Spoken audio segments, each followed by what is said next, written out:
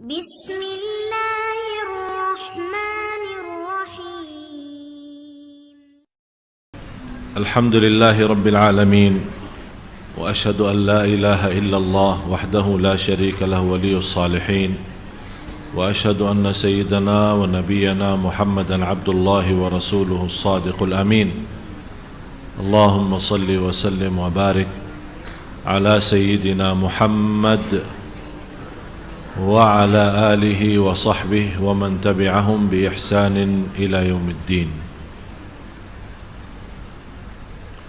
سبحانك لا علم لنا إلا ما علمتنا إنك أنت العليم الحكيم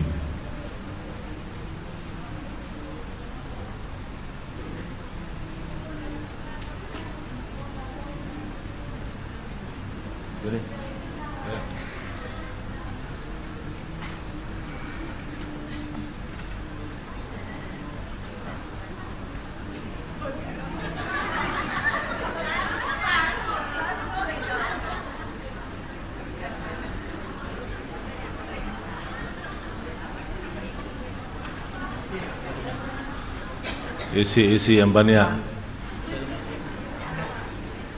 Jangan lupa nawaitu, Bu. Nawaitu. Bersedekah nawaitu, yang minta jodoh, yang minta keturunan, yang minta kebahagiaan, yang minta sembuh, yang minta amal diterima, yang minta haji lagi, yang minta umrah. Nawaitu. Masya Allah, ibu-ibu suka bersedekah terus, tapi kadang-kadang lupa nawaitu, innamal a'malu binniyat. Alhamdulillah, atas izin Allah subhanahu wa ta'ala, kita sama-sama jumpa lagi. Dari subuh belum istirahat sedikit pun, masih capek.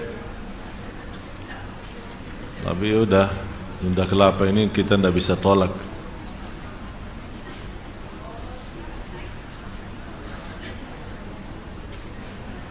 Terima kasih kehadiran jamaah sekalian.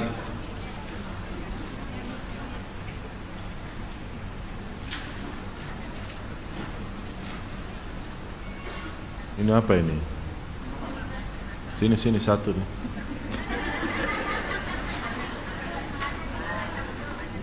Kasih saya dulu, baru bagi ke ibu-ibu.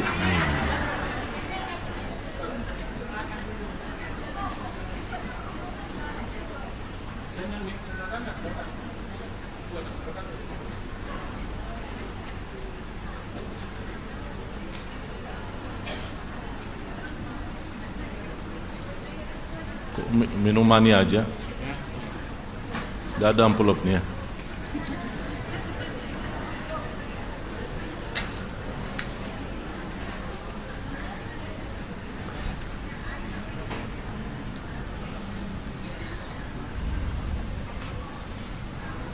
Bapak-bapak, ibu-ibu yang sama-sama dimuliakan dan diberkahi Allah subhanahu wa ta'ala. Tema malam ini sangat penting untuk kita semua.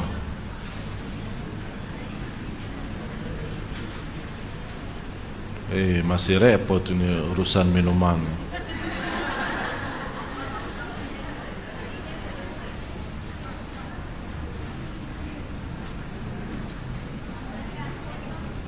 Saya isi malam Jumat sibuk makanan, isi malam i'tikaf sibuk minuman.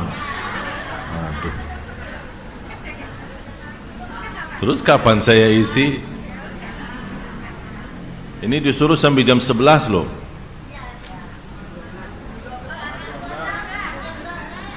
Kalau malam ini saya memberikan kesempatan insyaallah yang cukup untuk tanya jawab.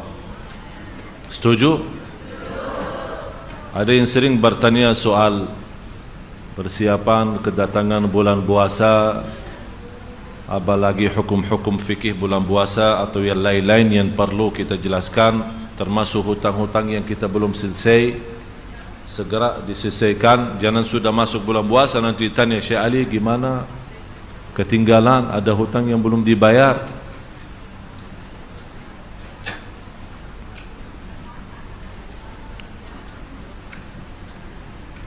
Sebagaimana saya janjikan kemarin, bahasan saya tentang ayat ini. A'udzu billahi minasyaitonir rajim. Kalla innahum 'an rabbihim yawma idzil lamahjubun. Yang artinya, Ustaz Farouk dibacakan artinya.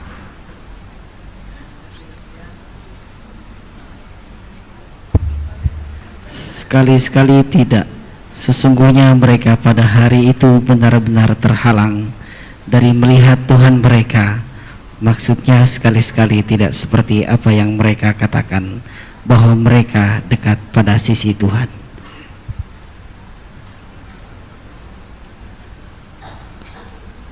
Bisa selanjutnya satu ayat tambahan. Kemudian sesungguhnya mereka benar-benar masuk neraka. Dua malam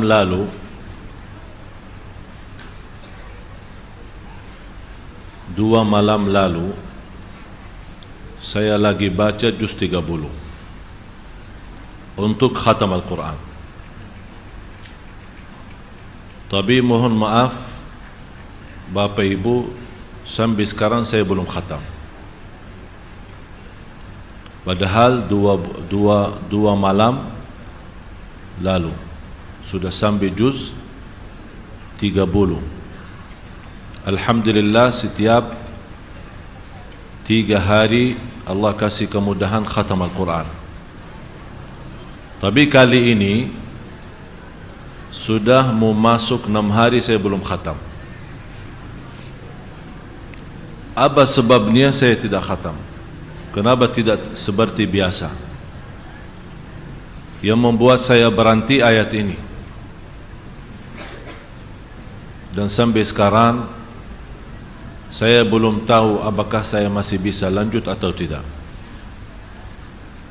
Kita sama-sama baca ayatnya, tapi saya mohon menhadirkan fikirannya, menhadirkan kalbunya, dan bisa menhayati maknanya. Tak apa-apa, tetap artinya ada, biar ibu-ibu, bapak-bapak bisa menhayati artinya. Dalam 2 ayat itu, 15 dan 16 surah 83. Kalla innahum 'an rabbihim yawma idzil lamahjubun thumma innahum lasalul jahim. Dan artinya, Ustaz? Sekali-kali tidak. Sesungguhnya mereka pada hari itu benar-benar terhalang dari melihat Tuhan mereka. Terhalang dari lihat Allah. Kemudian sesungguhnya mereka benar-benar masuk neraka. Kalau terhalang melihat Allah, berarti tempat kita di neraka. Saya bertanya Bapak Ibu, kalau kita kenal sama orang dekat dan kita benar-benar sayang sama dia dan dia sayang sama kita, tiba-tiba saat kita ingin bertemu, berjumpa dengan beliau, ternyata asistennya tidak mengizinkan, dihalangi, tidak diberikan kesempatan. Malah begitu kita ketemu beliau, datang salaman, malah dia berbaling. Kita berusaha mendekati, malah dia menjauh. Kira-kira perasaan kita apa? Sedih. Pasti berfikir sepanjang hari, sepanjang minggu, sepanjang bulan, salah saya apa sampai dia tidak mau ketemu saya? Salah saya apa sampai dia tidak mau menghadapi saya? Salah saya apa sampai dia tidak mau salaman sama saya? Malah saya yang berusaha datang ke dia, mencari dia, bersalaman sama dia, malah dia berpaling dalam menjauh. Pasti akan muncul dalam fikiran kita bermacam hal. Apa salah kita? Kenapa dia seperti ini? Buruk sangka muncul, bisa menjadi buruk sangka, bisa negatif, bisa juga memfikirkan siapa yang memfitnahkan saya. Pasti ada orang lain yang mentusuk hatinya, pasti ada orang lain yang membawa fitnah ke dia, yang membuat dia punya respon atau marah sama saya. Ini Bapak Ibu, kita begitu berduli dan berfikir sampai kadang-kadang tidak bisa tidur untuk mencari alasan kenapa dia tidak mau terima saya. Padahal barangkali 10 tahun, 20 tahun, bisa 50 tahun kita sudah sahabat. Mungkin teman sekolah, mungkin tetangga, sama-sama sejak kecil, main-main sampai sudah besar, sama-sama menjadi tetangga. Hari nikahnya kita juga di dalam satu acara, hari berpesta kita ada sama-sama, hari senang kita sama-sama, hari sedih kita sama-sama, hari makan kita selalu bersama, berangkat pun ke tanah suci bersama, tak pernah pisah.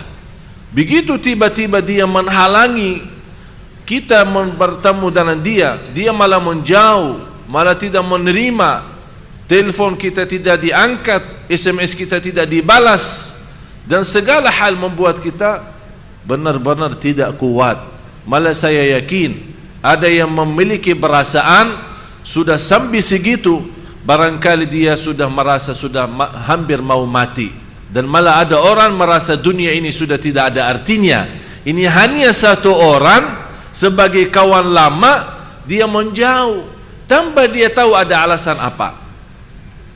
Ternyata kita berduli sama manusia, apalagi sama orang yang kita sayangi, apalagi sama orang yang kita hargai, apalagi hubungan kita sama orang itu cukup ikatannya cukup kuat dan tidak ada siapapun yang berani menjauhkan kita. Tapi apa yang terjadi? Ini kita berduli kalau hubungan kita sama sesama teman, sahabat, kerabat sudah begitu sedihnya.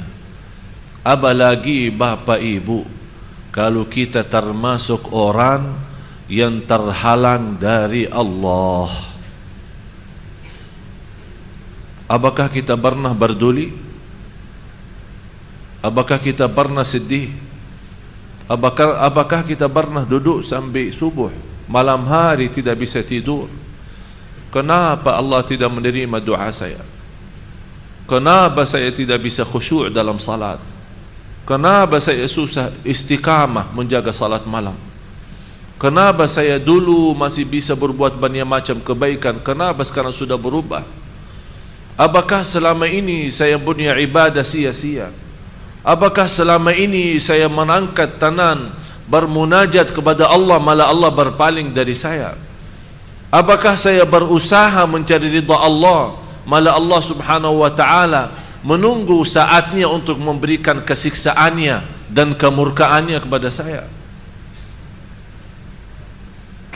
Begitu kita terhalang dari seorang manusia, barangkali seorang manusia ini belum tentu menjaminkan kita selamat dan di akhirat, tapi kita tidak ada rasa kalau membaca kitabullah atau kita terasa orang-orang yang terhalang dari Allah.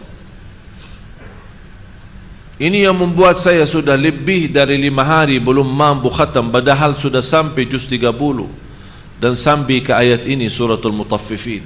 Kalla innahum 'an rabbihim yawma idzin lamahjubun thumma innahum lasalul jahim. Mudah-mudahan tidak ada di antara yang hadir yang terhalang dari Allah. Karena sungguh kalau kita terhalang dari Allah, menurut saya dunia ini tidak ada artinya. Segala harta tidak ada artinya, segala kemuliaan tidak ada artinya. Walaupun semua manusia memberikan perhatian sepenuhnya, membantu sepenuhnya, berjuang untuk kita sepenuhnya, tapi Allah tidak peduli dengan kita. Ya Allah, rugi, celaka. Ini yang harusnya membuat kita susah tidur. Bukan karena bangkrut saham, bukan karena rugi hutangnya, bukan karena orang yang kita berikan pinjaman dia tidak mau kembalikan, membuat kita sakit kepala dan berusaha setiap hari melaporkan. Siapa yang melaporkan kita kalau Allah menghalangi dari kita? Siapa yang mau urus kita kalau Allah sudah tidak mau urus kita? Man wajadallaha famadha faqad. Barang siapa yang memiliki Allah, apapun yang terhilang dari dirinya, biarin. Segala sesuatu kalau yang terhilang dari diri kita, selama masih Allah bersama kita, itulah yang membuat kita bahagia. Tapi kalau kita memiliki dunia dan segala isinya, tapi tidak memiliki Allah, tidak ada artinya dunia dan segala isinya. Jamaah sekalian, kita berbicara dengan Tuhan kita Allah yang maha adil, yang maha kasih sayang, yang maha rahman, yang maha rahim. Sampai Rasulullah SAW pernah melihat seorang ibu nangis karena kehilangan anaknya. Dia cari anaknya kanan kiri. Tiba-tiba bertemu dengan jumpa anaknya itu, dia membawa anaknya dan peluk anaknya dengan senang hati sampai nangis. Rasulullah ikut nangis melihat keadaan ibu yang cukup lama kehilangan anaknya. Dia langsung Rasulullah memberikan gambaran yang dilihat oleh sahabat Rasulullah. Wahai sahabatku, coba lihat ibu ini, bagaimana keadaannya sama anak itu, sama anaknya sendiri. Seandainya ditawarkan dia membuang anaknya di dalam neraka, apakah dia bersedia dan ikhlas? Kata sahabat, dia tidak akan mungkin. Lebih baik dia membuang diri dalam neraka daripada membuang anaknya. Segitu karena sayangnya sama anaknya. Kalau masih ibu bapa ingat cerita Ashabul Ukhdud yang terbawa ceritanya di surat Al-Buruj, was-sama'i dhatil buruj wal yawmil maw'ud wa syahidin wa mashhud qutila ashabul ukhdud. Seorang yang mengajak manusia untuk berkufur kepada Allah, tapi tetap mereka bertahankan agamanya, sambil membuat sebuah lubang yang besar yang dinyalakan dalamnya dengan api yang cukup besar, dan membuang semua orang yang tidak mau berkufur kepada Allah dibuang dalam lubang itu yang sudah terisi dengan kayu yang terbakar. Sambil ada seorang ibu bawa anak, masih digendong anaknya, masih kecil, baru berapa bulan umurnya. Allah tunjukkan kekuasaannya kepada ibu yang masih ada ragu-ragu. Begitu dia mau buang diri, disuruh, kalau kamu tidak mau berkufur kepada Allah akan terbuang di situ. Karena dia melihat anaknya yang masih baru berapa bulan mulai ada keraguan, dia takut. Bukan dia takut dirinya tidak selamat, tapi anaknya bagaimana? Apa yang dia buat? Coba bayangkan Bapak Ibu, dia angkat anaknya ke atas karena dia berfikir kalau memang sudah mau buang, lebih baik saya duluan terbakar daripada anak. Tapi masih ada ragu-ragu, maju mundur. Allah tunjukkan kekuasaannya. Allah menjadikan anak yang masih kecil, dia berbicara, "Mah, jalanlah kita di atas yang benar."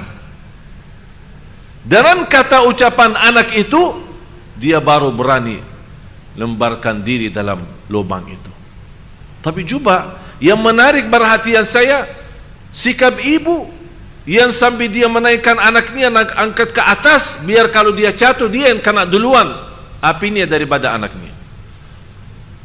Itu tanda apa?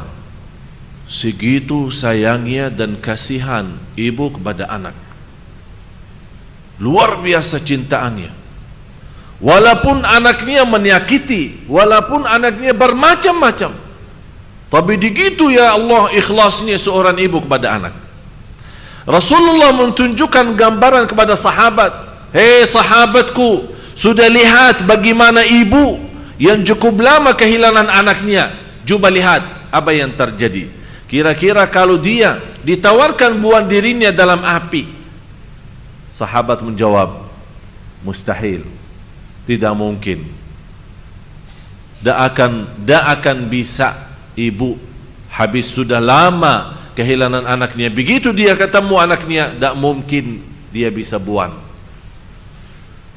Kata Rasulullah, sungguh Allah lebih kasih sayang kepada hamba daripada ibu kepada anak. Coba lihat gambaran yang luar biasa yang diberikan oleh Rasul kepada sahabat. Memang Rasulullah salah satu yang memiliki kehebatan saat berdakwah. Bukan hanya memberikan dakwah dengan bolosnya saja, berbicara tanpa memberikan gambaran yang dilihat oleh mata sendiri. Tapi begitu Rasulullah melihat sesuatu kejadian, Rasul langsung memberikan pelajaran. Karena tersentuh, terharu saat melihat gambaran seperti itu. Mereka melihat Allah juga tidak pernah mau dan Allah tidak hendaki orang-orang masuk neraka, karena Allah lebih sayang kepada hamba daripada ibu kepada anak. Kalau memang ibu sebagai makhluk yang tidak mampu membuang anaknya duluan dalam api, apalagi Allah sayangnya sekali untuk membuang hambanya dalam neraka. Tapi hamba-hamba yang maksa diri seolah-olah, ya Allah, tak usah capek, saya mau neraka. Itulah hakikatnya. Kalla innahum 'an rabbihim yawma idzin lamahjubun thumma innahum lasalul jahim. Berarti sebabnya mereka dimasukkan dalam neraka karena terhalang dari Allah. Tapi apa yang membuat sebab kita terhalang dari Allah? Ada 10 sebab. Ada 10 sebab yang menghalangi kita ketemu Allah. Ada 10 sebab yang menghalangi kita bisa mendekatkan diri kepada Allah. Ada 10 sebab yang membuat kita berusaha mendekati diri kepada Allah, malah Allah yang maha besar menjauhkan. Disitulah karena gara-gara 10 sebab itu kita tidak bisa menikmati ibadah, tidak bisa menikmati khusyuk, dan tidak bisa menikmati segala aktivitas ibadah kita. Yang pertama, akidah yang rusak.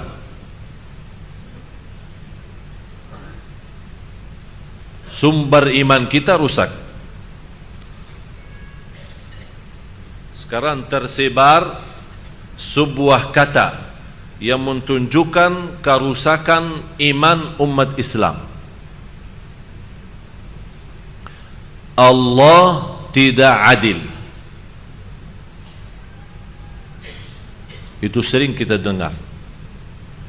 Malah yang saya heran, kita bukan dengar kata itu dari orang awam, malah yang kita dengar kata itu dari orang yang biasa majlis ta'lim dan majlis zikir.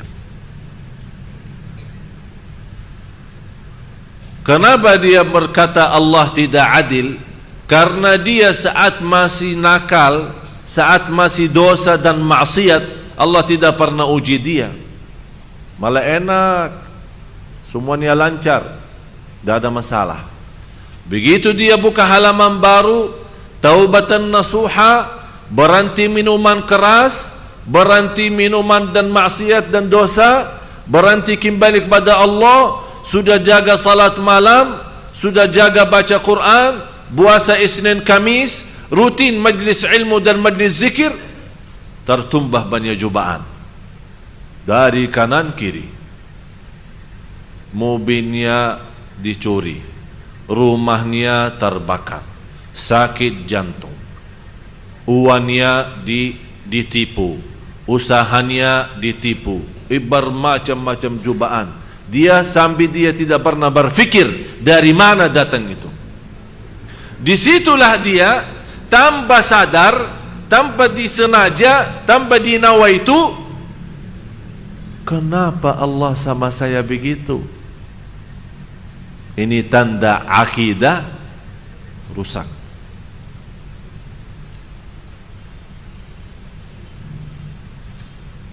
Tapi kalau akidah yang benar, keyakinan yang benar dan iman yang sempurna, yang barangkali susah dilaksanakan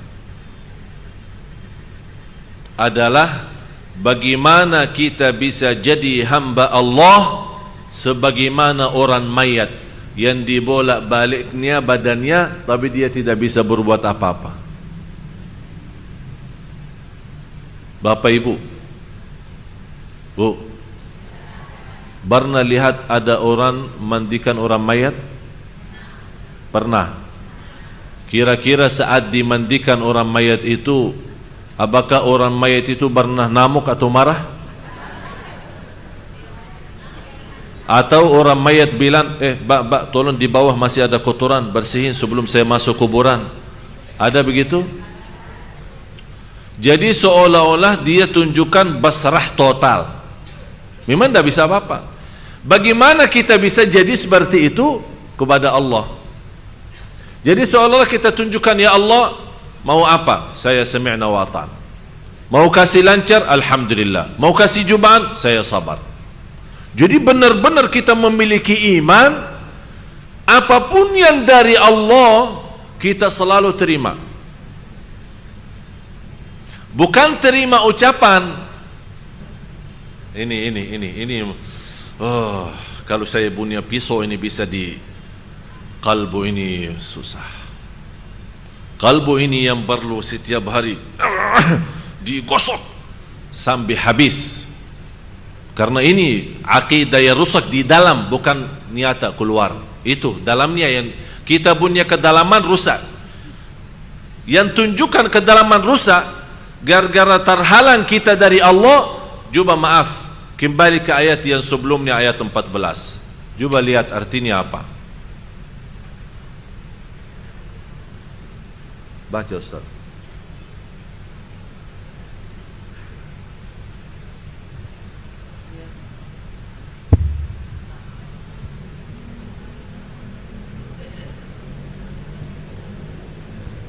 Tidak bisa baca. Nggak kelihatan. Min mata saya, Pak. Tidak bisa baca atau tidak bisa lihat? Bisa baca. Sajadin. Bismillahirrahmanirrahim. Kalla bal rana ala qulubihim ma kanu yaksibun. Sekali-kali tidak demikian. Sebenarnya apa yang selalu mereka usahakan itu menutup hati mereka. Berarti yang menutupi hati kita dan terhalang dari Allah adalah perbuatan usaha kita. Tapi coba luar biasa ayat ini ada di atas bal. Kalau ibu-ibu, bapak-bapak perhatiin di atas lam itu ada apa? Kenapa ada sin di sini? Untuk bagaimana cara bacanya? Berhenti kan? Begini bacaannya. Kalla bal rana. Tapi lebihnya di sini tidak boleh berhenti sambil nafas. Berarti harus tahan. Itu namanya diam, tapi kalau ada istilah di bawah diam itu apa? Jadi soal bukan diam lagi ya, artinya tahan nafas. Sebenarnya ada makna dari situ, ada makna. Kalla bal, bertahan nafas. Sepertinya kita sekarang tunjukkan bukan hanya nafas yang bertahan, semuanya dalam tumbuh badan kita bertahan, sampai kalbu kita bertahan untuk menikmati ayat ini. Masya Allah. Jadi seharusnya saat kita kalla bal, kalbu kita sudah siap. Buka, ada apa? Kenapa ya Allah di sini diam sampai bertahan nafas? Seolah kita bertahan kalbu, biar tidak bergetar kalbu kita, badan kita, tangan kita, mata kita, fikiran kita, semuanya stop dulu, stop. Kalla bal rana. Jadi kalau seperti ini misal, kalla bal rana,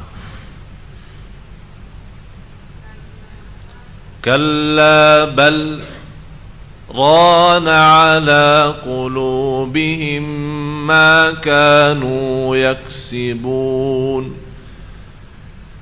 Jadi usaha dan perbuatan kita adalah yang menghalangi kita dari Allah. Tertutup hati kita. Lama-lama karena sudah tertutup hati kita, saat kita menghadapi sebuah kejadian yang tidak menenangkan hati kita, apa yang keluar dari mulut kita? Allah tidak adil, Allah tidak baik sama saya, Allah yang mentakdirkan saya berbuat riba, Allah yang mentakdirkan saya berbuat zina. Seolah-olah saat kita berdosa dan maksiat, kita lemparkan kepada Allah yang salah, bukan kita yang salah. Tapi saat kita berbuat baik, ya Allah saya sudah baik, ya Allah saya sudah salat malam. Tapi begitu salah dan maksiat, ya Allah, disalahin Allah. Itu tanda akidah rusak. Hati-hati. Harus kita kembali kepada fitrah kita. Ini yang menjadi bahasan saya besok, InsyaAllah di TV1 ketemu InsyaAllah. Besok di TV1 jam 1 siang bahasan saya itu, fitrah manusia yang sebenarnya apa? Fitrahnya, kesempurnaan yang Allah berikan apa? Kenapa sekarang hidup manusia sudah kacau? Karena kita yang membuat kacau, bukan Allah. Malah justru Allah memberikan yang terbaik dalam segala hal. Ucapan pun yang berikan oleh Allah yang terbaik. Tapi yang merusak langkah pertama, yang merusak dan memberikan akidah yang rusak itu loh, karena saat kita dilahirkan masih suci kan, yang memberikan masukan siapa? Pertama kali siapa? Orang tua. Karena yang membawa anak sampai dia dewasa adalah orang tuanya. Oleh karena itu jangan heran kalau kita lihat ada orang masih megang budayanya, dia tidak peduli Islam menerima atau Islam tidak menerima, tapi langsung dia mengucapkan ini kebiasaan kakek nenek saya. Dia membela sampai mati, tapi dia tidak akan mau bersedia membela sampai mati Islam. Dia tidak akan bisa, karena sudah dibiasakan. Beda sama sahabat Rasulullah. Anak umur 18 tahun bisa menjadi memimpin tentara di dalam perang. Panglima umur 18 tahun. Sekarang kita umur 18 tahun apa? Ribut di pintu masuknya lapangan Senayan. Ribut mengkajar-kajar orang Inter Milan. Saya pas di malam itu ada satu jamaah punya acara di hotel mulia. Terus di check in saya kamar di sana. Raminya orang, saya bilang pertama kali saya lihat raminya orang di satu hotel seperti ini.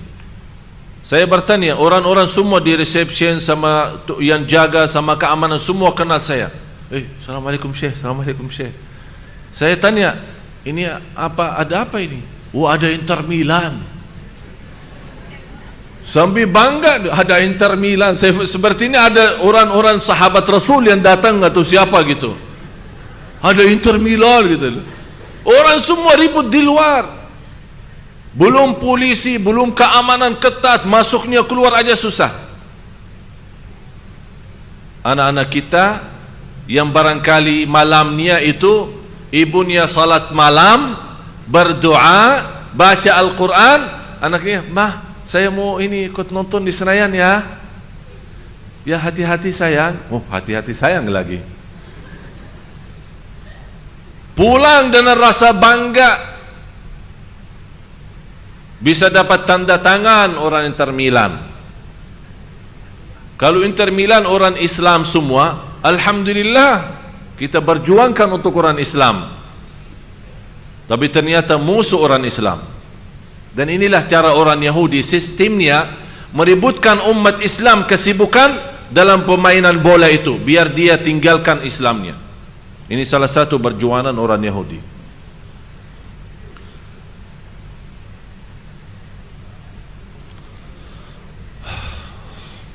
Akidah yang rusak.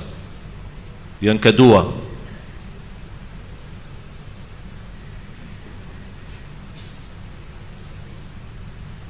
syirik, bersutuhan, syirik kepada Allah. Kita kan sama-sama belajar, kita beribadah kepada Qul inna salati wa nusuki wa mahyaya wa mamati lillahi rabbil alamin. Lanjutannya apa? Ini sebuah perjanjian. Jadi bukan kita akui hidup dan mati kita lillah, bukan hanya lillah, la syarika lahu, tidak ada siapapun, besar maupun kecil, kaya maupun miskin, pejabat maupun biasa, tidak ada siapapun yang diberikan apa-apa dari ibadah, hanya kepada Allah. La syarika lahu. Oleh karena itu kalau dibaca boleh disambung langsung. Qul inna salati wa nusuki wa mahyaya wa mamati lillahi rabbil alamin la syarika lah. La syarika lah. Sebuah kepastian. Jadi bukan kita ikhlas tapi tercampur riya, bukan kita iman tapi tercampur nifaq, bukan kita tauhid tapi tercampur syirik. Tidak. Kita tauhid, no syirik. Kita iman, tidak ada nifaq. Kita ikhlas, tidak ada riya. Itulah hakikatnya la syarika lahu. Sekarang alasannya untuk melancarkan usaha pergi ke tukang dukun. Untuk suaminya tidak nikah lagi, pergi ke tukang dukun. Untuk supaya mendapatkan rumah yang aman, pergi ke tukang dukun. Untuk kita bisa mendapatkan perhatian banyak orang, pergi ke tukang dukun. Dibacakan di cincinnya. Ini ada cincin. Ini kalau ini cincin Madinah ya, alhamdulillah tidak usah dibacain. Ada orang ada cincin. Kemarin ada yang datang ke rumah saya, ada yang tunjukkan, ada bermacam-macam, ada merah, ada hijau, ada biru, ada yang besar, macam-macam. Dia kasih tahu saya, kalau ini buat menarik perhatian wanita. Saya bilang alhamdulillah, saya cukup tertarik, tidak perlu pakai cincin. Dia kasih tahu, kalau yang ini di mana antum punya barang mau jual, walaupun orang tidak mau, tetap beli. Yang penting antum bawa. Terus saya bilang, bagaimana saya bawa cincinnya? Apakah setiap orang tamu datang saya harus biar dia mau, atau biasa-biasa aja? Harus tunjukkan gitu atau gimana?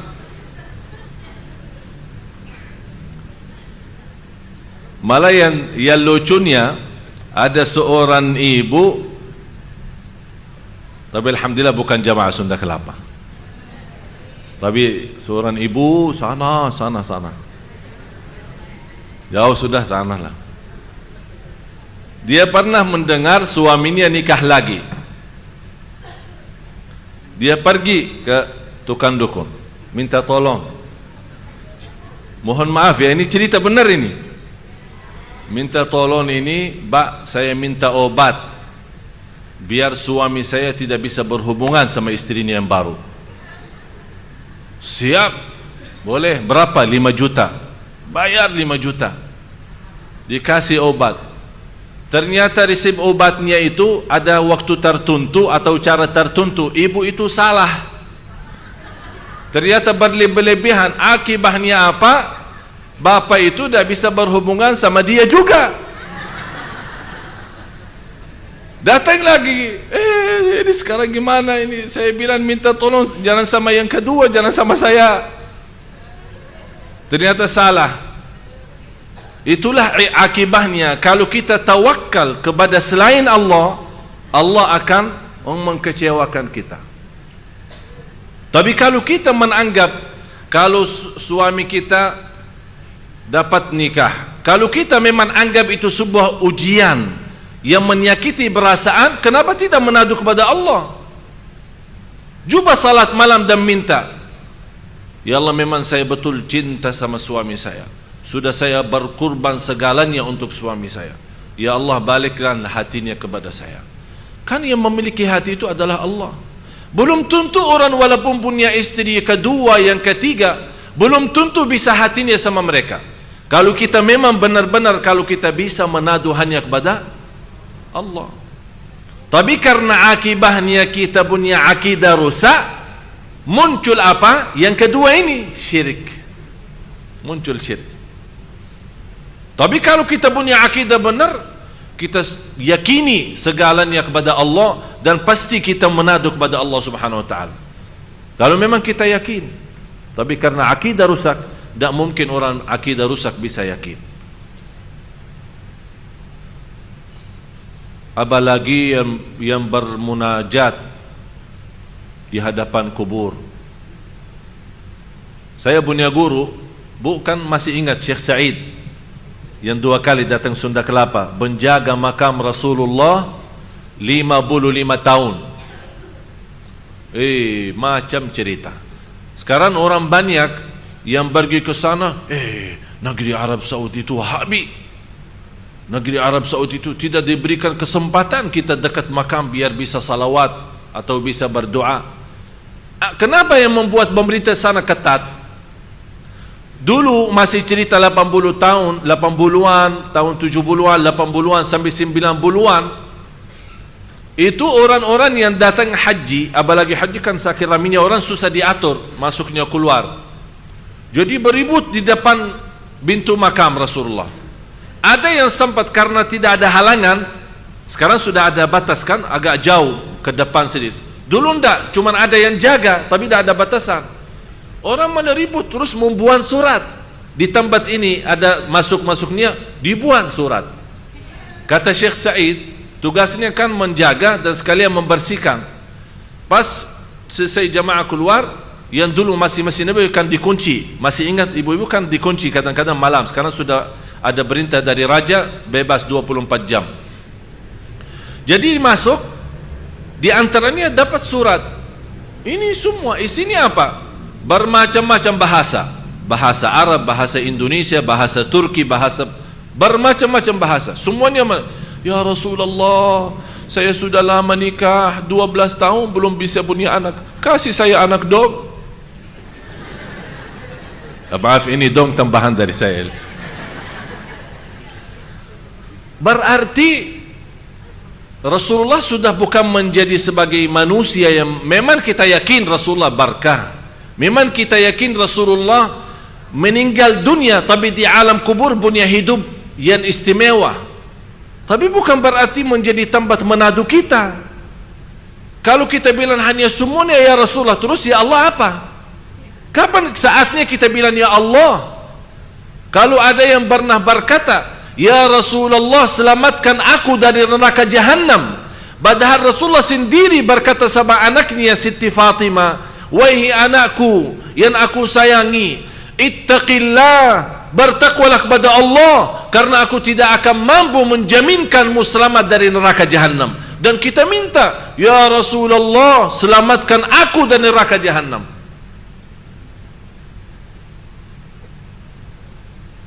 Ini sering dibacakan pas maulid, apalagi baca berzanji. Karena isinya tidak semua sama. Ada memang isinya baik, ada muji Rasul, mendoakan Rasul, bersalawat kepada Rasul baik. Tapi ada isi-isi meminta doa langsung, ya Rasulullah. Tapi kita kan tidak ngerti, malah ikut orang joget lagi. Saking senangnya lagunya, dia tidak faham artinya bahasa Arab. Itu yang perlu kita berhati-hati. Bukan berarti berjanji semua tidak boleh. Kita boleh baca karena ada isinya kata-kata syair yang bagus dari sisi makna, bermunajat kepada Allah, bertawassul kepada Rasulullah. Ya Rabbi bil Mustafa balligh maqasidana. Terus waghfir lana ma madha ya wasi'an. Dimulai ya Rabbi bil Mustafa, ya Allah dengan Nabi Muhammad. Tapi diawalikan ya Rabbi. Berarti di sini ada ya Allah dulu. Ya Rabbi, dengan berkah Nabi Muhammad ampunilah. Ya Allah, dengan kemuliaan Nabi Muhammad mudahkanlah. Ya Allah, dengan keberkahan Nabi Muhammad sembuhkanlah. Jadi itu namanya tawassul. Tapi tidak ada orang istilah ya Rasulullah sembuhkan, ya Rasulullah ampuni. Berarti mana Allah? Hati-hati dari syirik, karena Allah paling tidak senang perbuatan syirik. Segala dosa bisa diampuni kecuali dosa syirik. Yang ketiga, bid'ah ucapan atau ucapan yang bid'ah. Artinya ucapan yang bid'ah itu kata-kata yang baru. Contoh, sebenarnya Bapak Ibu kalau kita perhatiin susunannya sampai 10, ini semuanya dasarnya akidah rusak. Kadang kita lihat orang kaya raya, uangnya bukan miliaran, banyak sudah triliunan. Tapi kita lihat ibadahnya biasa-biasa, puasanya malah jarang, datang ke masjid telat. Ada orang bilang, kaya tapi biasa. Coba kalau Allah jadi saya yang lebih kaya, pasti akan lebih takwa. Itu namanya ucapan bid'ah, ucapan baru. Seolah-olah kita salahkan Allah terhadap membagi rizki. Kenapa ini yang biasa-biasa rizkinya aja sudah luar biasa, kita aja yang luar biasa rizki saya susah-susah. Berarti seolah-olah, mohon maaf Bapak Ibu, berarti ibadah kita selama ini tidak ikhlas. Seolah-olah kita minta balasan. Ya Allah, mana kok sudah lama tak jadi kaya-kaya ini, berhasilnya bisnis kami saya rajin di Sunda Kelapa. Itu jaga ucapan kita. Yang keempat, bid'ah amalan, perbuatan yang menjadi bid'ah.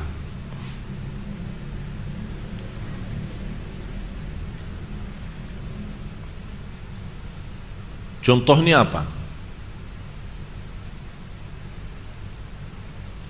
Orang-orang begitu masuk rumah baru harus disiram darahnya ayam di depan pintu rumah.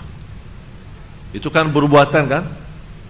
Memang dia punya keyakinan kepada Allah, tapi kenapa dia diselamatkan dari hantu katanya. Malah tukang bangunan ini, saya pernah dengar cerita itu di Lombok. Orang tukang bangunan di sana kalau diperintahkan untuk naik atap untuk lanjut bangunan ke atas itu, Pak, tidak berani. Kok tidak berani? Ada apa? Harus sembelih ayam, Pak. Kalau sembelih ayam di sini dan siram darahnya baru saya naik.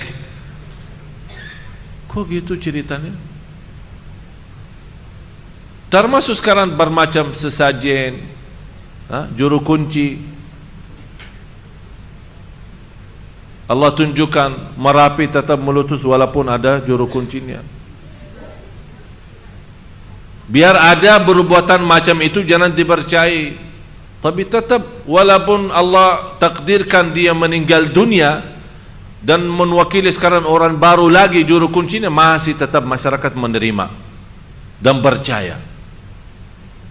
Itulah gara-gara perbuatan amalan bid'ah yang lama-lama menjadi kufur kepada Allah. Orang-orang bawa bermacam makanan sesajen ke depan laut biar diselamatkan. Pada dari salat malam bersedekah, mengangkat tangan, karena air laut kan makhluk Allah. Kalau Allah belum izinkan apa-apa, dia tidak bisa berbuat apa-apa. Kita ucapkan la haula wa quwwata illa billah, gunung dan batu dan air laut pun mengucapkan la haula wa la quwwata illa billah. Dia tidak akan punya upaya dan daya untuk berbuat apa-apa. Malah yang menarik saya, ada sebuah hadis qudsi, air laut setiap hari, coba Bapak Ibu dengarin. Air laut setiap hari 3 kali minta izin sama Allah untuk menghabiskan manusia. Tapi Allah bertahan, jangan dulu. Setiap hari berapa kali? 3 kali. Menurut saya air laut sudah sakit hati sama manusia. Benar-benar kecewa air laut. Malah ada orang berani datang ke dekat laut di pantai berbuat macam dosa dan maksiat. Seolah-olah berani lawan. Dia sudah sakit hati. Ya Allah, izinkan saya habiskan mereka. Kata Allah, jangan dulu. Masih ada di antara hambaku yang masih beristighfar. Biarkan. Tapi begitu sudah air laut yang ada di Aceh, saat Allah sudah membiarkan, udah terserah. Tapi masih rahmat Allah, masih rahmat Allah dan tanah rahmat Allah di situ. Air yang maju yang namanya tsunami menghabiskan 500.000. Tapi Bapak Ibu, saya yakin kalau bukan di situ ada rahmat Allah, tidak ada yang namanya Aceh saat ini. Walaupun Allah izinkan air laut maju menjadi sebuah hukuman atas perbuatan manusia, tapi tetap masih Allah kasih sayang. Padahal dikirakan seharusnya tsunami itu mengakibatkan tidak ada daerah Aceh. Tidak ada Aceh, tidak ada, sudah habis. Saya kemarin dari Aceh 4 hari lalu. Saya dibawa keliling ke tempat bekas-bekas tsunami. Ya Allah, memang Allah maha dahsyat. Allah maha segala-galanya. Air laut makhluk, tapi dahsyat. Tapi juga dia tidak bisa berbuat apa-apa kalau belum ada izin Allah. Tapi Allah kirimkan dan melepaskan air laut untuk menghabiskan manusia, tapi tetap Allah masih bertahan. Jangan habiskan semuanya. Biar sebagian jadi korban, agar sebagian yang lain sadar dan taubat. Tapi na'udzubillah, manusia masih lebih parah lagi. Masih seperti ini tidak ada urusan. Ini sebuah kejadian karena sebenarnya ada pengaruh semesta alam, karena kedekatan bintang ini dengan bintang itu, kemudian laut tidak ini normal, ini alasannya, kemudian bikin macam alasan. Mataharinya seharusnya diterbit dengan sekian derajat, dan bulan ini karena ada sedikit hambatan air lautnya. Apaan itu? Ikan yang ada di dalam air laut dan semua makhluk yang ada di dalam air laut di saat itu bermunajat kepada Allah, beristighfar. Bumi yang namanya bumi, di hadis yang sahih Rasulullah bersabda, innal abdal fajir idza mat istaraha al biladu wal ibadu wasyajaru wad dawab. Kalau hamba Allah yang fasik meninggal dunia, bumi, pohon dan batu beristirahat, mengucapkan terima kasih Allah, engkau sudah mengambil nyawa orang fasik. Karena bumi tidak senang orang fasik berjalan di atasnya. Begitu ada orang salih meninggal dunia, yang pertama sedihnya bumi mengadu kepada Allah, ya Allah, kenapa ini orang salih? Biarkan dia masih enak jalanannya. Kemana saja dia pergi akhlaknya baik, sopan, amanat, tawadu, rendah hati, dah pernah berbuat macam-macam di atasku. Kata Allah, sudah saatnya dia meninggal, kamulah jadi saksi baik bagi dia nanti di hari kiamat. Allah jadikan bumi saksi baik. Baca Bapak Ibu surat Idza Zulzilat. Idza zulzilatil ardu zilzalaha wa akhrajatil ardu athqalaha wa qala al insanu ma laha yawma idzin tuhadditsu akhbaraha. Berita, dia akan memberitakan semuanya kepada Allah nanti di hari kiamat atas apa yang kita lakukan, baiknya maupun buruknya. Jadi hati-hati Bapak Ibu, ucapan kita, berlangkah kita, berlakuan kita, bukan hanya mata dan tangan kita jadi saksi, bumi pun jadi saksi. Kalau ada orang satu jadi saksi, kita bisa celaka. Bagaimana kalau seluruh makhluk jadi saksi di hadapan kita, di hadapan Allah Subhanahu wa taala? Apabila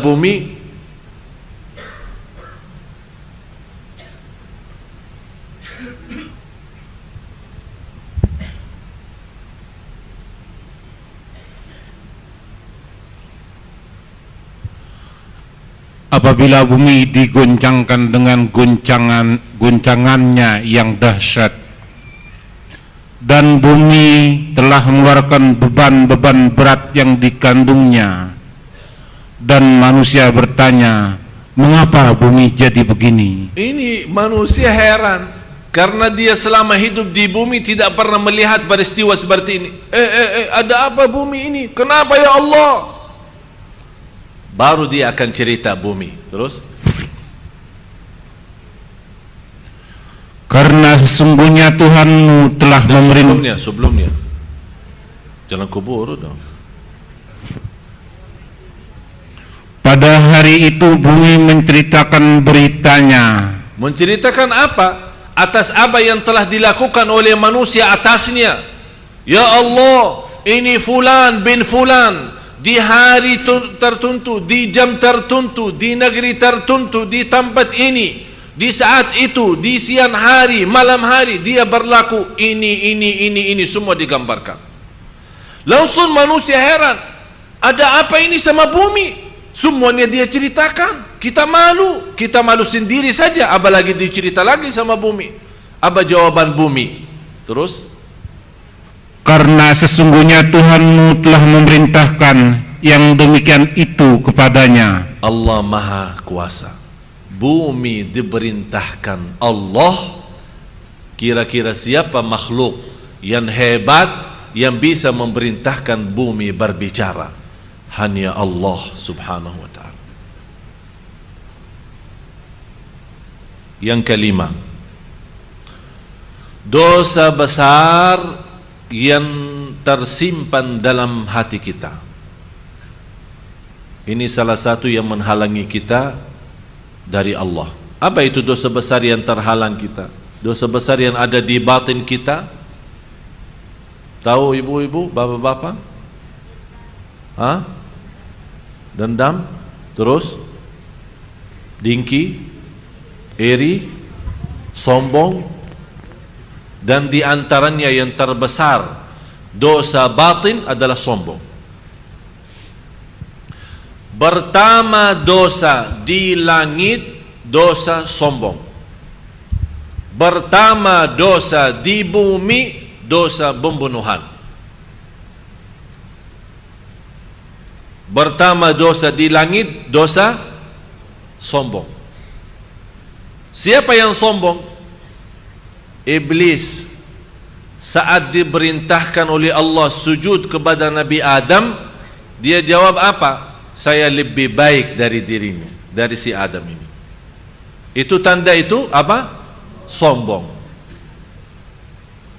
Karena dia sombong, dia tidak mau bersujud dengan perintah Allah. Sekarang kita lihat, mohon maaf Bapak Ibu, Banyak orang sombong. Karena sombong dia tidak mau bersujud karena Allah. Dia tahu salat itu wajib. Dia tahu diancam orang yang tidak salat, diancam masuk neraka. Dia tahu orang yang tidak salat tidak akan selamat. Dia tahu semua, tapi karena sudah dalam batinnya sudah terisi hatinya kesombongan, membuat secara otomatis tidak salat. Bukan dia tidak mau salat, karena sombong yang ada di dalam dirinya. Bagaimana orang sombong mau menjadi rendah? Karena salat ada kerindahan, ruku', apalagi sujud lebih rendah lagi. Ini berarti bertentangan dengan kesombongan. Na'udzubillah. Jadi hati-hati dari dosa batin, dosa besar batin. Sombong, iri, dengki, dendam, yang kita bisa jaga. Artinya Bapak Ibu, ada dosa bisikan. Kadang-kadang mohon maaf, ada sebuah bisikan dalam hati kita, tapi kita sendiri tidak suka. Contoh, ada seorang ibu datang, tiba-tiba begitu kita lihat ibu, muncul perasaan tidak enak. Kenapa dia datang? Padahal kita tidak punya masalah sama dia. Dia baik, kita baik sama dia, dia baik sama kita. Tapi kenapa ada bisikan-bisikan seperti ini? Ini semuanya was-was dari syaitan. Tidak usah diperhatiin, beristighfar saja. Tapi yang menjadi bahaya adalah dosa batin yang kita memberikan perhatian. Sombong ya sengaja sombong, malah bertambah sombong.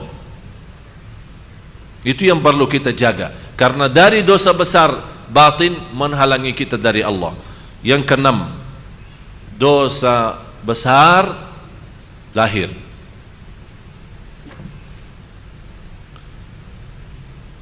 Riba, zina, minum khamar, minuman keras, judi. Ini semuanya kan nyata, perbuatan yang nyata tapi dosa besar.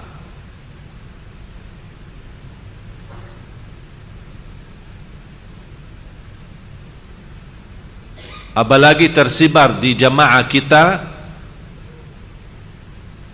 orang mampu datang, orang minta tolong untuk pinjam 10 juta, 100 juta dalam 6 bulan atau 5 bulan atau 3 bulan. Disyaratkan oleh ibu yang mampu ini, boleh saya bantu 100 juta, tapi nanti habis 6 bulan kembaliin 120 ya.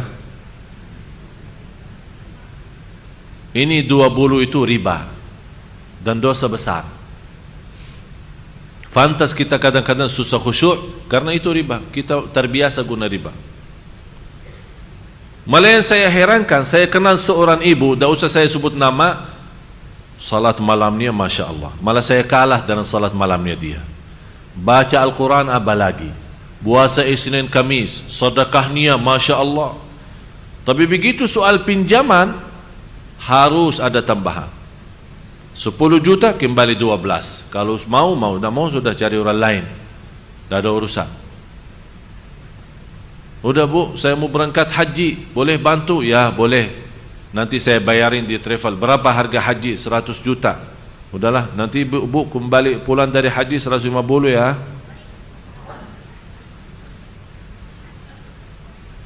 Jadi dia menganggap, oh saya ikhlas bantu orang. Itu bukan namanya ikhlas. Namanya apa ya? Cari duit ya. La haula wala quwwata.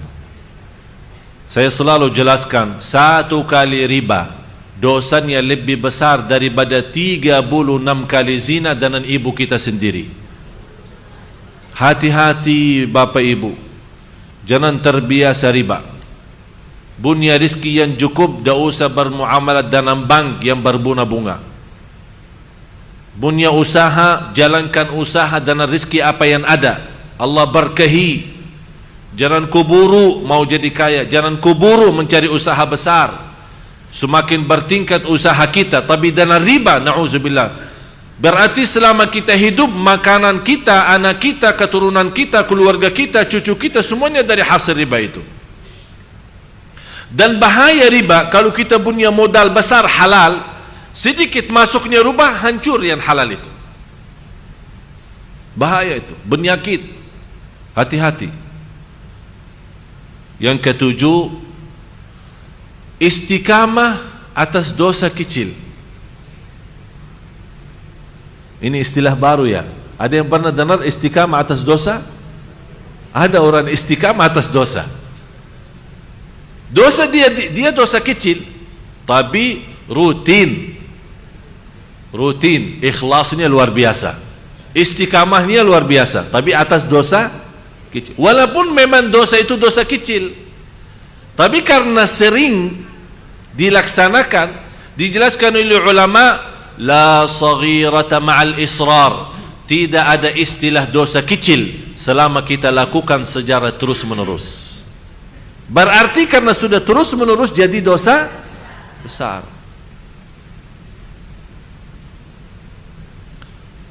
Sekarang saya bertanya Bapak Ibu, rokok dosa enggak?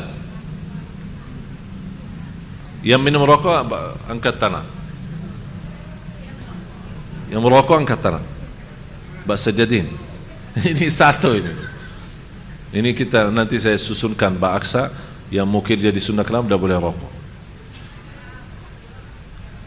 Tidak usah kita bicara hukumnya haram maupun makruh. Kalau di Indonesia tersebar rokok makruh ya. Saya tidak mau bahas soal fikihnya, haram atau makruh. Saya bahas dosa atau tidak. Kalau ada yang bilang tidak dosa, angkat tangan. Dosa, sepakat? Setuju? Yang bilang rokok itu dosa, angkat tangan. Tidak usah kita bilang haram atau makruh, tidak usah, itu persoalan fikih. Tapi yang bilang dosa itu angkat tangan. Sekarang kita tanya lagi, besar atau kecil? Ya tidak mungkin. Bapak Ibu harus fahami arti besar. Apa arti dosa besar? Arti dosa besar kalau ada ancaman masuk neraka. Barang siapa yang berlaku dosa ini akan masuk neraka, itu dosa besar. Barang siapa yang laku dosa ini tidak akan masuk surga, berarti itu dosa besar. Barang siapa yang berlaku dosa ini akan dilaknati Allah, berarti itu dosa. Jadi kalau ada ancaman terhadap dosa itu, berarti sudah dosa itu besar. Kalau tidak ada ancaman, itu sudah dosa kecil. Itu sudah istilahnya ya, sudah faham ya, beda dosa besar sama kecil. Tapi karena dosa kita sudah setuju dan bersepakat rokok itu dosa, harus kita milih satu-satunya, salah satunya, besar atau kecil. Jelas yang kecil. Tapi kalau kecil yang terus menerus, jadi kita doakan orang yang lagi rokok, semoga Allah sembuhkan dari penyakit itu. Terus yang ke-8. Habis ya waktu. Mau sabar ya, ada 3 poin lagi ya? Atau kita tunda ya? Gimana Pak? Maju, lanjutkan.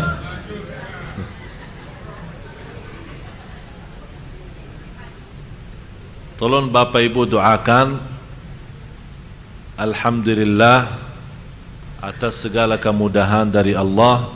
Saya yakin ini semuanya doa Bapak Ibu. Saya kemarin dapat penghargaan dari Bapak Presiden menjadi warga negara Indonesia.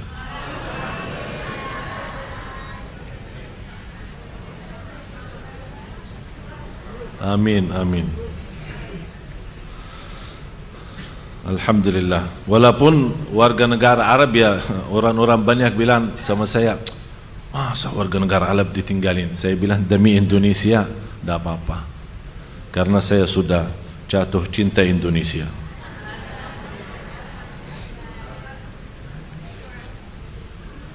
Karena kata beliau, Bapak Presiden, ucapannya dia berkata sama saya, kalau saya tutup mata dan mendengar ceramah, saya tidak nyangka ini orang dari Madinah.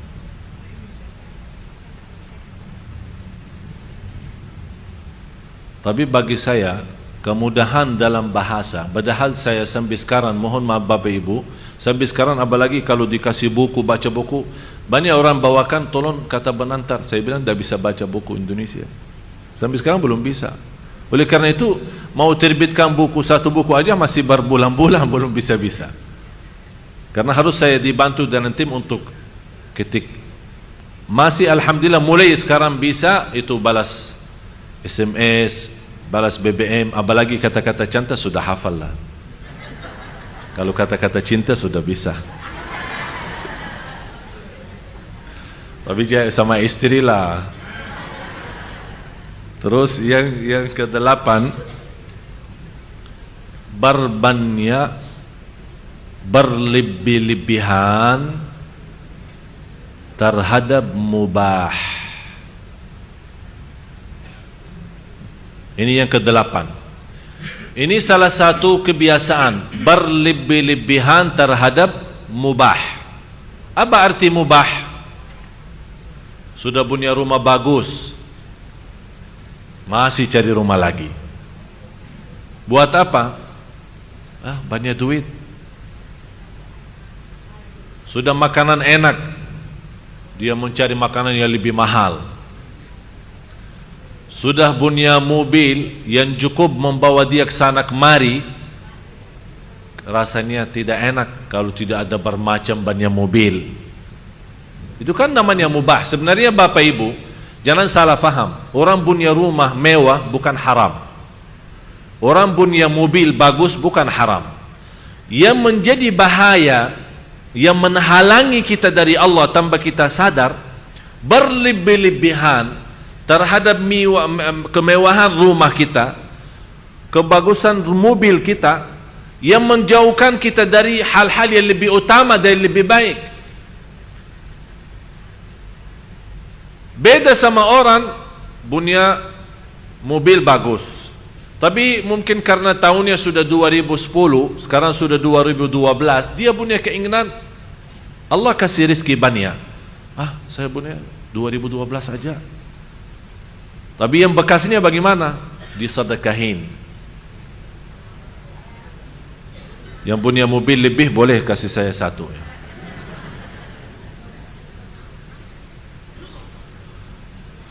Sudah faham? Berpakaian, sudah punya pakaian.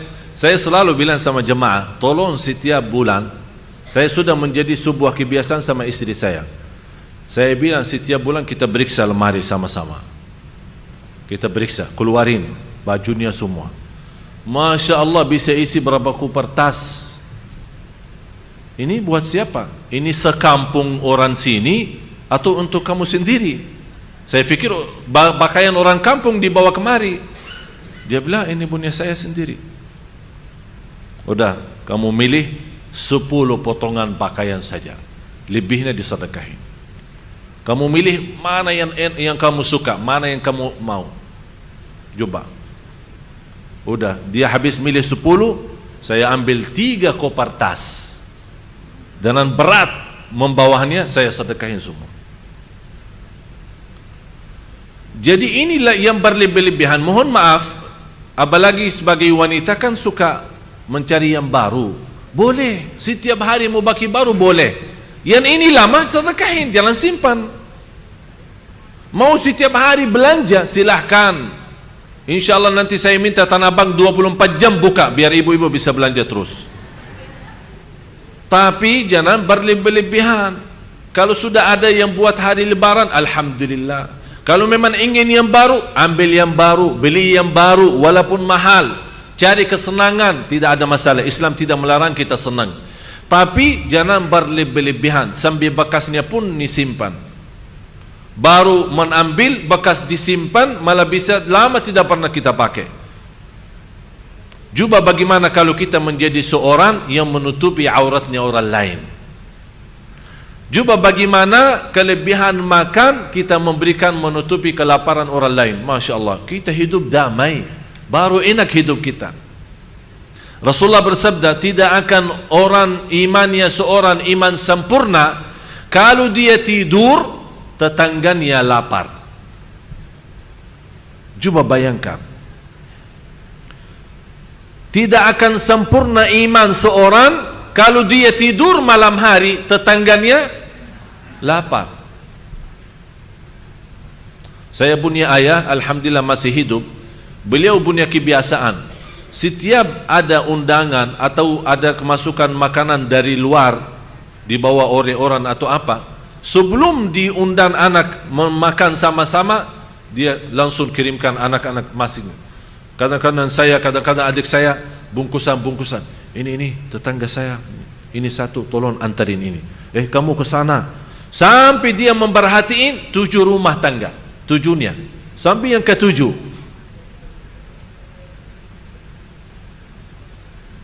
Saya sekarang minta Bapak Ibu jangan sampai yang ke-7, yang paling dekat sajalah, yang samping rumah kita.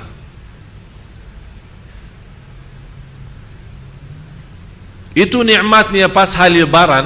Kenapa disunnahkan pas kita sembelih kurban kita? Kenapa disusunkan bagi 3 bagian? 1 buat kita makan, betul? 1/3 sedekah. 1/3 buat apa? Hadiah. Apa istilah hadiah? Walaupun orang kaya raya boleh kita hadiahkan dari daging kurban. Apa tujuan Islam? Untuk menjadikan bersatuan, kedamaian. Yang kaya dapat, yang miskin dapat. Yang kaya menutupi matanya biar dia, tetangga saya sembelih bermacam kambing, tidak ada kirim kambing ke saya. Allah tutupi matanya.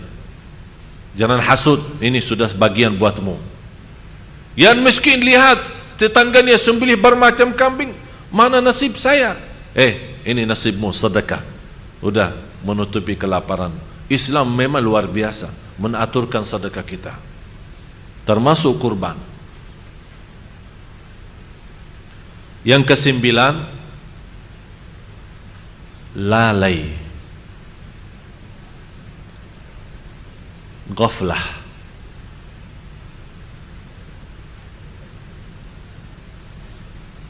Artinya lalai, kita melalaikan kewajiban yang utama. Sekarang kalau saya bertanya Bapak Ibu, kenapa Anda hidup di dunia ini? Tujuannya apa? Yang membuat kita lalai, kita hidup seperti, mohon maaf, manusia, banyak manusia, tidak semua, banyak manusia hidup sekarang seperti binatang. Makan, minum, tidur. Makan, minum, tidur. Kerjaannya pun hanya untuk menutupi hawa nafsu. Kerjaannya dan cari dunia untuk hanya sahwatnya. Dia bekerja keras mencari nafkah untuk memiliki rumah mewah dan mobil bagus, istri yang cantik. Jadi tidak ada tujuan karena Allah. Seolah-olah dia hidup. Malah binatang lebih baik, karena binatang masih sebut nama Allah, masih berzikir kepada Allah. Malah ada manusia, na'udzubillah, lebih hina daripada binatang.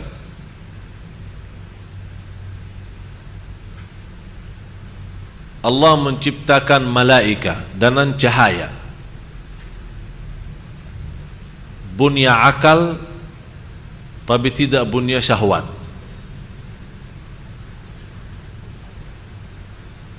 Allah ciptakan jin dan syaitan, bunya syahwat tapi tidak bunya akal. Allah ciptakan manusia di antaranya bunya akal dan syahwat. Sudah faham?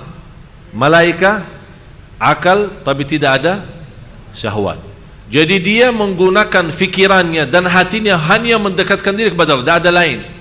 Tidak ada berfikir istirahat, tidak ada berfikir makan, tidak ada berfikir minum, tidak ada berfikir tidur. Itu semuanya istilah syahwat.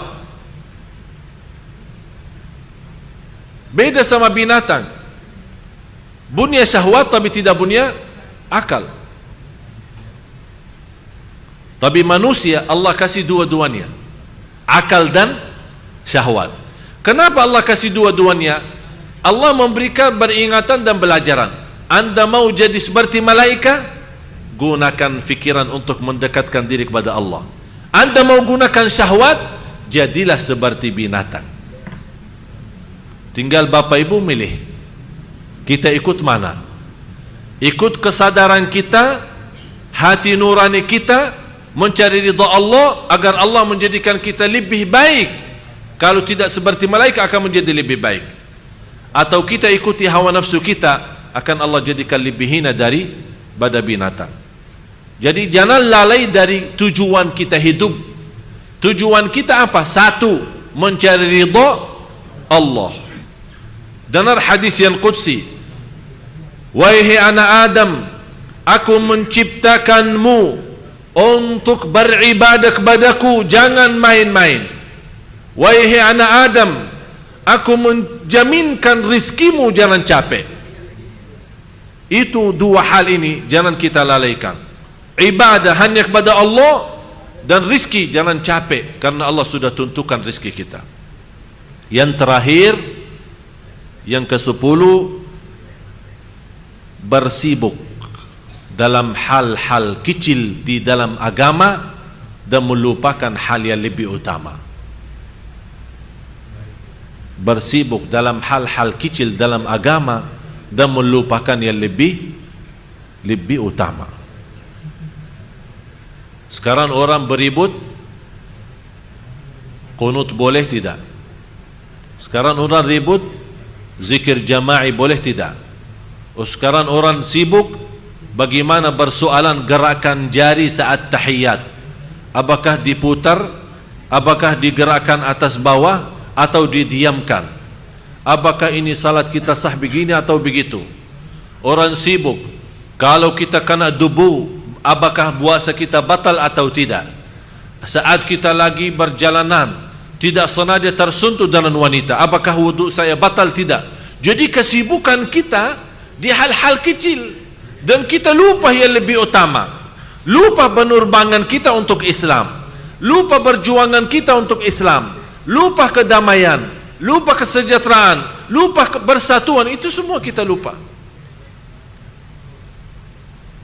Jadi harus Bapak Ibu mempelajari agama dan bisa memiliki pemahaman, membedakan mana yang utama, mana yang lebih utama. Kalau dalam bahasa fikih namanya fiqhul awlawiyat. Fiqhul al-awlawiyat artinya apa? Fikih utama dan lebih utama. Dari pemahaman ilmu kita, kita bisa membedakan, ya memang ini bagus, ini utama, tapi maaf, ada yang lebih penting lagi, ada yang lebih utama lagi. Contohnya, sebagaimana saya sering cerita, ada dua orang datang ke rumah saya akhiri cerita ini. Ada dua orang datang ke rumah saya, ribut bersoalan tarawih 11 atau 23. Satu pengurus, satu wakilnya. Ini bukan di Sunda Kelapa ya, di luar ini. Datang ribut di depan saya. Yang satu tentukan 11. Dengan dasar Rasulullah tidak pernah lebih daripada 11. Hadis Siti Aisyah, di bulan Ramadan maupun di luar bulan Ramadan tidak pernah lebih daripada 11. Dasar bagus dan cukup kuat. Yang satu lagi punya dasar, Rasulullah juga bersabda, salat malam 2 rakaat, 2 rakaat, 2 rakaat, sampai kalau takut subuh tutup dengan witir. Berarti tidak ada batas. Tapi kenapa dibatasi 23? Dasarnya dan contohnya Masjidul Haram dan Masjid Nabawi. Mereka di sana salat 23. Masa selama ini mereka yang sebagai ulama besar yang memahami agama lebih daripada kita, masa tidak memiliki dasar yang kuat? Kenapa mereka jual 23 rakaat? Jadi ribut di depan saya. Enggak, saya tentukan 11. Enggak, 23. Ribut sampai teriak-teriak. Saya bilang, datang bertanya, minta jawab atau mau ribut? Kalau mau ribut pulang aja lah. Tidak usah ribut di depan saya. Kalau mau jawabannya, duduk dulu. Enggak, kita mau cari jawabannya, silahkan duduk. Saya akan kasih jawaban. Berdua tenang saja. Habis mereka tenang, saya bilang begini. Begitu selesai salat Isya, Bapa berdiri dan berikan pengumuman kepada jamaah, mohon maaf, tidak ada salat tarawih, kami tutup masjid. Itu jawaban saya. Kenapa? Karena di sini memang tarawih utama, tapi yang lebih utama adalah persatuan. Yang lebih utama adalah kedamaian. Ternyata sunnah tarawih menakibah fitnah, beributan, berbacahan, dah usah tarawih, udah masing-masing di rumah, selesai masalah. Itu namanya fikhu utama dan yang lebih utama. Harus kita fahami seperti itu. Jangan kita ribut satu persoalan. Memang persoalan itu memang pemahaman kita itu utama dan penting, tapi ternyata ada juga yang lebih penting dan lebih utama. Semoga apa yang saya sampaikan bermanfaat.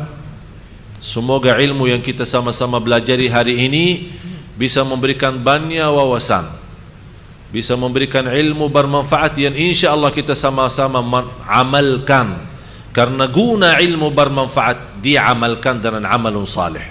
Semoga semua yang hadir diberkahi Allah, diampuni segala dosanya, dinaikkan darajatnya, diberikan rizki yang halal yang berkah, dipanjangkan umurnya, disihatkan badannya, diberikan rumah tangga sakinah mawaddah rahmah, dibuka oleh Allah hati suaminya, dibuka oleh Allah hati istrinya, disatukan dalam berdua-duanya dalam kebahagiaan dan keselamatan. Mudah-mudahan diberikan oleh Allah karunia dan keturunan anak salih dan salihah, cucu salih dan salihah yang menghafal Al-Quran dan mereka membawa nama baik keluarga kita.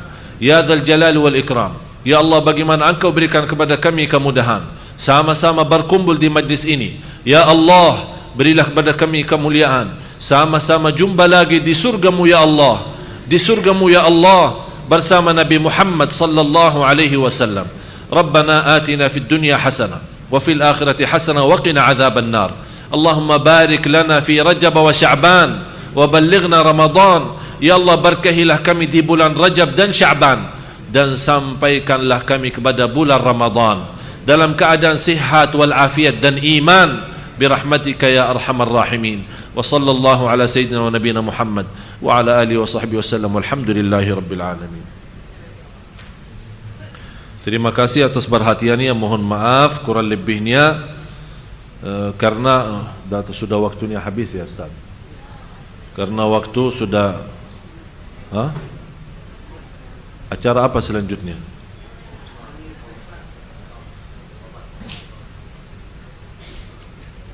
Jadi izinkan tanya jawab. InsyaAllah lain waktu. Kalau saya siap aja, tapi Ustaz bilang sudah stop. Udah sami'na. Kok ibu-ibu dah ikhlas kayaknya. InsyaAllah, terima kasih. Semoga insyaAllah saya yakin malam ini kita banyak sudah belajar. Mudah-mudahan 10 poin ini yang kita sama-sama baru belajari bisa betul-betul ibu-ibu beraktik dan bisa memberikan perhatian sepenuhnya, agar insyaAllah ke depan kita mendapatkan perhatian sepenuhnya juga dari Allah subhanahu wa ta'ala.